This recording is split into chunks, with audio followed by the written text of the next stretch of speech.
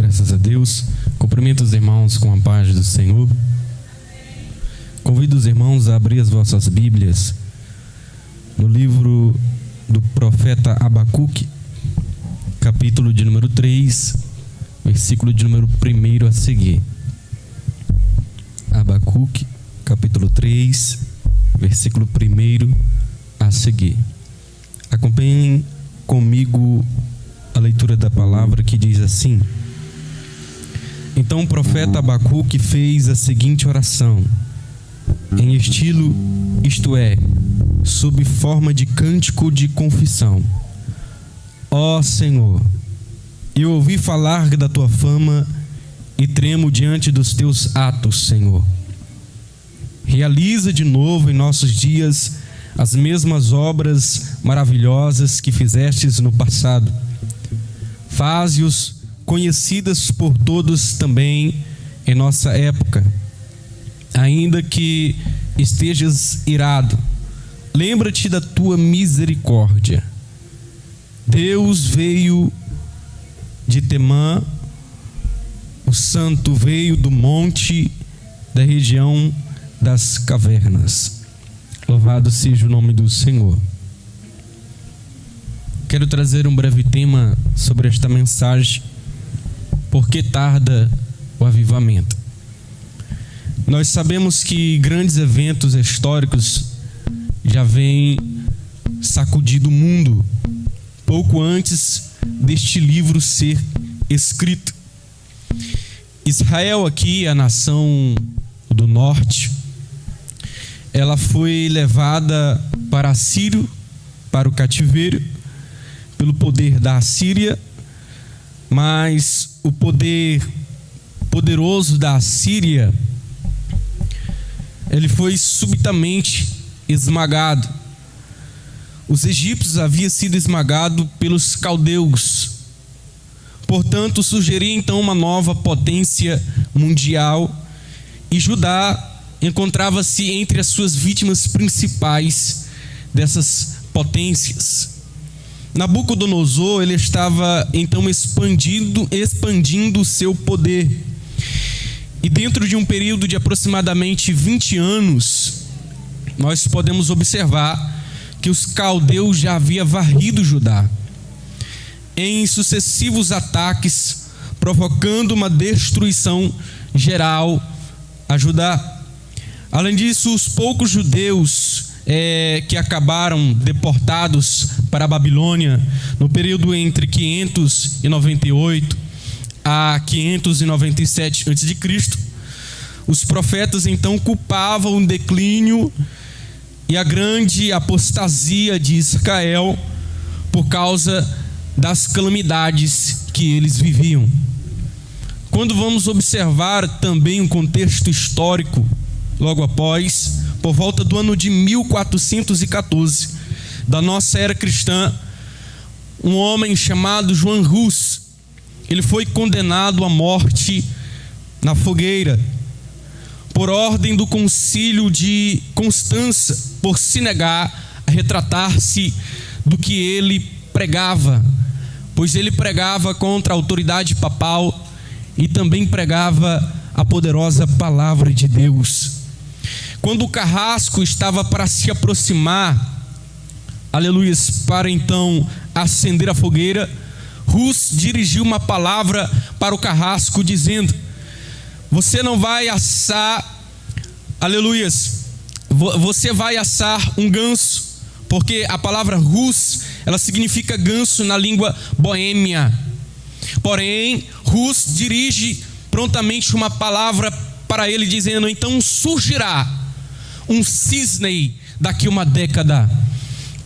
Porém, quando ele diz esta palavra, ele estava se referindo a um homem chamado Martinho Lutero, que então surgiria cerca de 100 anos depois, pois ele não poderia ser assado na fogueira, porque ele viria através do Espírito Santo de Deus, em cujo escudo nós vemos na história, em cujos escudos vemos figura de cisnes. Porém, através da influência de Rus, surgiu uma igreja chamada Morávia, que se tornou mais tarde uma das maiores igrejas com a visão missionária da igreja cristã daquela época. Então, por volta dos anos de 1500 depois de Cristo, nós vemos que Deus levanta Martinho Lutero, Deus levanta Calvino, Deus levanta Zwingli e outros também para promoverem a reforma religiosa na igreja.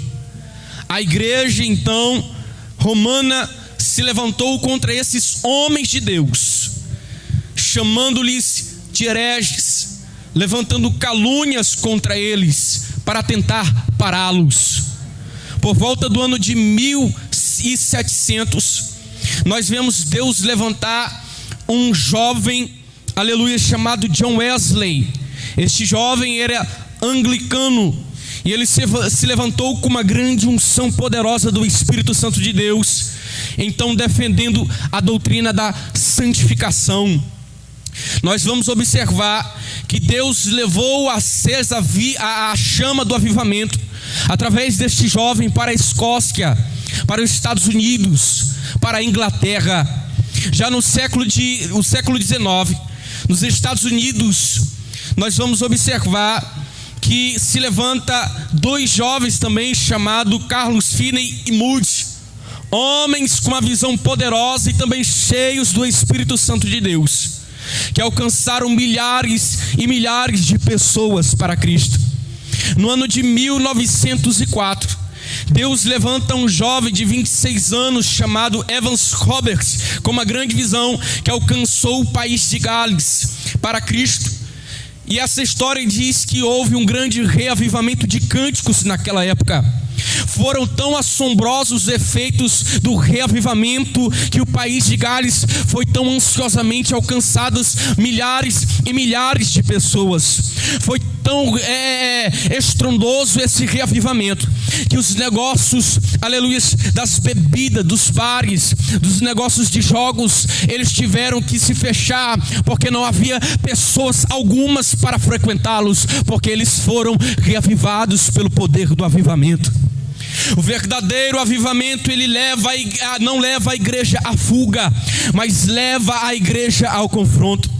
O avivamento traz profundas mudanças políticas, sociais e também econômicas e morais na sociedade. Aonde o avivamento chega, aonde está um homem cheio do Espírito Santo de Deus, uma mulher cheia do Espírito Santo de Deus, é necessário que o poder das trevas ele tenha que se desvair, ele tenha que recuar, porque quando alguém está cheio do Espírito de Deus, as chamas do avivamento, ele consome todo o poder das trevas.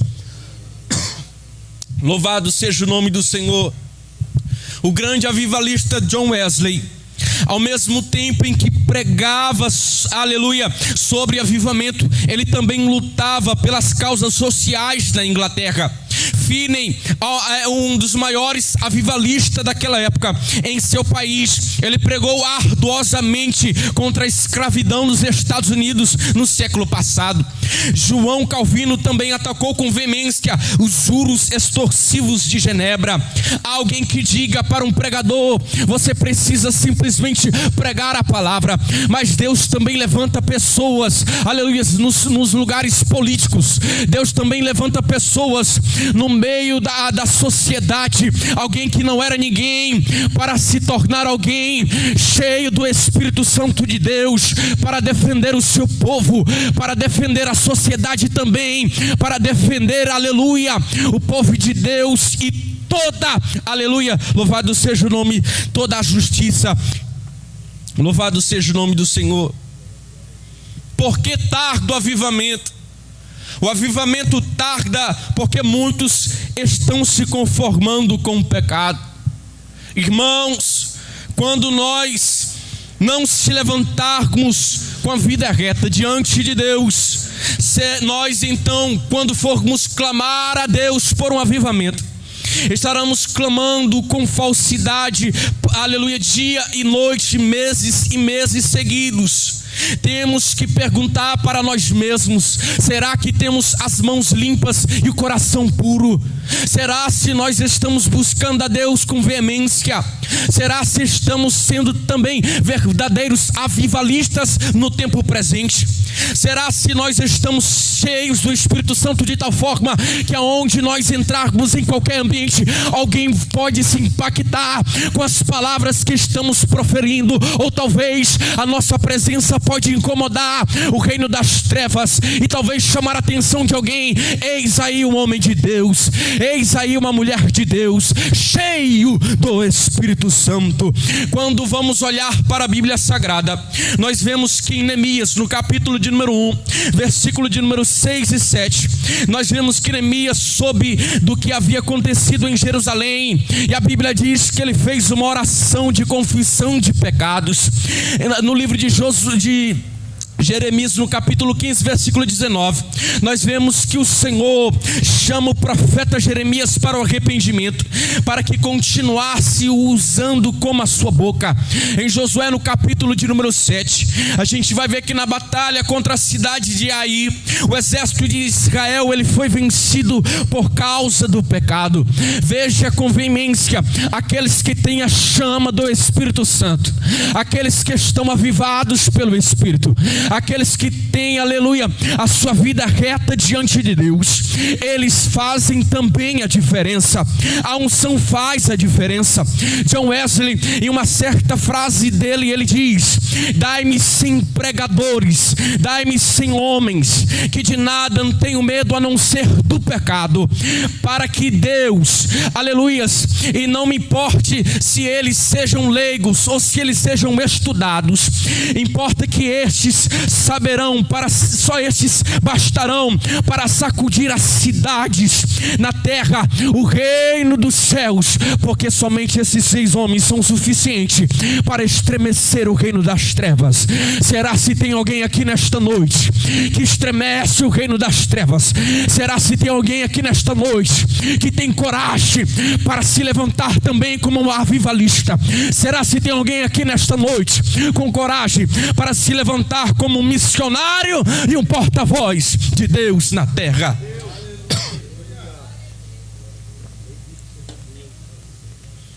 Por que tarda o avivamento?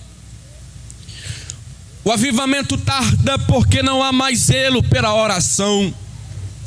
Todo declínio ministerial, ele começa com a negligência da oração, com a falta da oração. Finney, ele diz que sem oração, as lágrimas não podem haver mudança na igreja.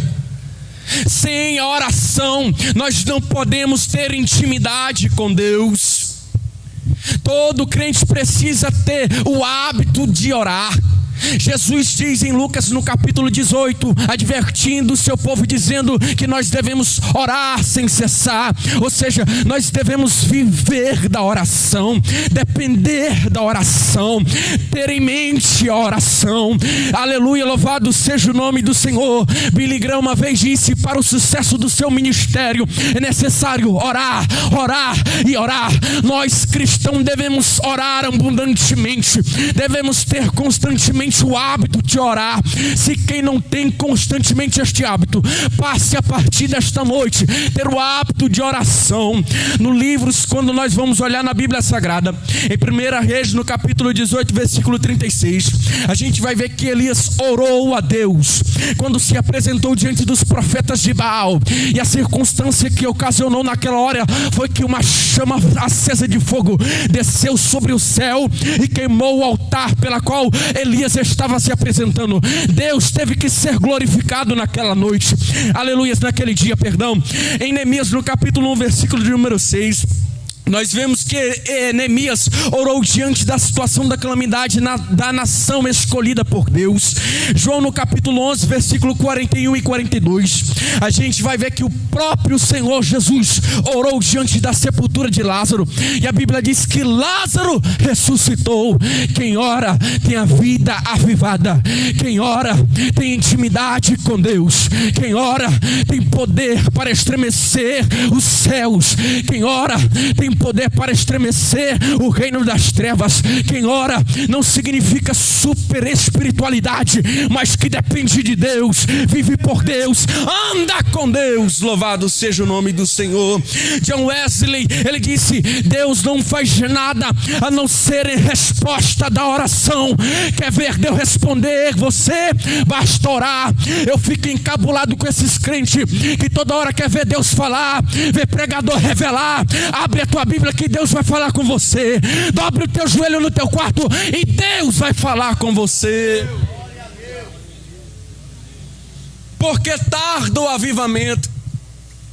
O avivamento tarda porque muitos estão vivendo o evangelho de superficialidade. Um escritor chamado Chandwick, ele disse: a pior maldição que um povo pode sofrer e ter em uma religião movida à base de meras emoções e também sensacionalismo. A ausência da realidade espiritual já é uma grande tragédia. Mas o aumento da falsa espiritualidade, ele é também um pecado mortal. Nós não devemos viver na superficialidade. Deus não te chamou para viver na mesmice. Deus não te chamou para viver na superficialidade. Deus te chamou para você viver o máximo. Deus te chamou para você ter, aleluia, se levantar como profeta na terra. Deus te chamou para viver uma maior experiência com Deus. O que não falar de Isaías, que teve uma experiência com Deus. A Bíblia diz que Isaías viu a glória de Deus. Foi tão tal que Isaías foi um grande profeta messiânico.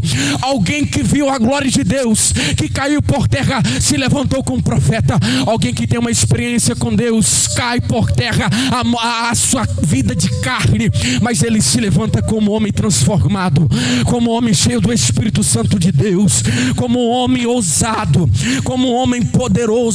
Porque a palavra de Deus nos garante que Deus nos concede poder e autoridade sobre o reino das trevas. Louvado seja o nome do Senhor.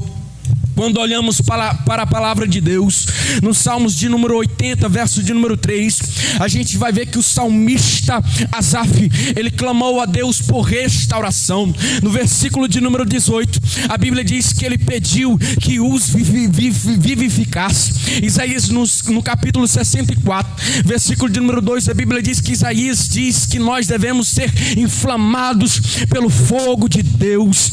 Aleluia. Em Lamentações no capítulo 5, versículo 20 e 21, a Bíblia diz que, aleluia, Jeremias clama ao Senhor que os restaurasse novamente como nos dias de antigamente. Em Gálatas no capítulo 2, versículo 20, a gente vai ver o apóstolo Paulo, aleluia, dizendo que convicção que não vivia mais na carne, mas sim no Espírito Santo de Deus. Quem aqui nesta noite quer ser inflamado pelo fogo de Deus? Quem aqui nesta noite quer ser cheio do Espírito de Deus? Eu te convido a clamar por um avivamento espiritual, por um renovo espiritual. Eu te convido a clamar pela presença de Deus, por uma restauração da nossa alma, por uma restauração do nosso eu, porque todavia nós podemos andar por estas ruas, o pecado está aos nossos olhos, debaixo de nosso nariz. Ao abrir o celular, nós se deparamos com o pecado.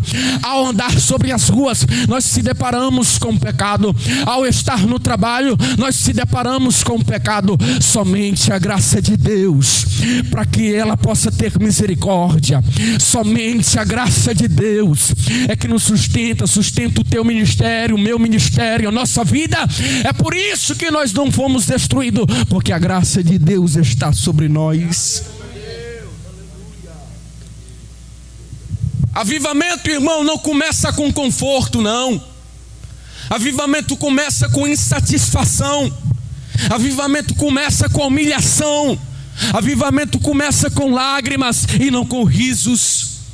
enquanto a igreja estiver com a síndrome da igreja de Laodiceia, satisfeita consigo mesmo, não haverá esperança de avivamento.